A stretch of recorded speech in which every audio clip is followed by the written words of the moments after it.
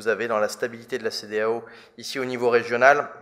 Je vous en remercie et nous continuerons en tout cas à œuvrer avec vous. Fransikaw ka ministri min sigilen do u ka jamana kɔma kow ɲɛnabɔli kunna ko ni farafina jamanaw sɔnna k'u tɔgɔ falen ani ka wulikajɔ hakilina dɔw sigi sen kan k'u ka wari falen k'o bɛ jamanaw ka yɛrɛma hɔrɔnya de kofɔ an b'a fɛ ka dɛmɛ don ka taa nin hakilina fan fɛ ni k'a sɔrɔ a bɛ tali kɛ u ka sinsini tɔgɔ de kan a bɛ se ka falen a bɛɛ de i n'a fɔ ka yɛlɛma don u ka nafolo siratigɛ baaraw la wa o fɛnɛ taabolow bɛ se ka falen o tɛ se ka kɛ Faransi jamana ka ci ye k'i da don o baaraw taabolo la anw kɔni y'an ka fan kɛ ka ban n'o de ye ka an sen bɔ sifa wari la donni na sisan farafina jamanaw de kayan k'u ka laɲini kɛ nin kɛra Faransi jamana ka ciladenkulu ɲɛmɔgɔ ka lasili ye a ye min lase kunnafoni di dɔ senfɛ RFI ani France 24 ka kunnafoni di so jabarani kan walasa ka se ka taabolo kilenin kelen ta yɛrɛma hɔrɔnya hukum kɔnɔ Senegal jamanatigi kura Basiru Joman Fayi tun y'a sinsin a kan a ka jamanatigi sigi kalata yɛrɛ kofɔ waatiw la k'u bɛna fɛɛrɛw tun tigɛ k'u ka jamana sama ka bɔ Fransefa la ko k'u sen don farafina tilebiyanfanw ka sɔrɔ yakubayali ani nafoloko kuluba kɔnɔ n'o bi wele nanzarakan na ko Union économique et monétaire ouest africaine jamana minnu b'o kɔnɔ o ye Senegal, Mali, Burkina Faso, Niger, Côte d'Ivoire, Togo, Benin ani Guinée-Bissau ka fara ni jamana ninnu kan Fransefa bɛ dun farafina camanciyanfan jamana 6 wɛrɛ kan minnu fɛnɛ ka wari la kodɔnnen don ni sefa ye ni kumaɲɔgɔnyaw bɛ senna kabiri waati jan k'olu jamanaw fɛnɛ b'a fɛ k'u sen bɔ Fransefa la ani ka fara ɲɔgɔn kan nin waati in na k'u yɛrɛ tɔgɔla nafolo dilan ka d'a kan ko nin waati in na a nafa man bon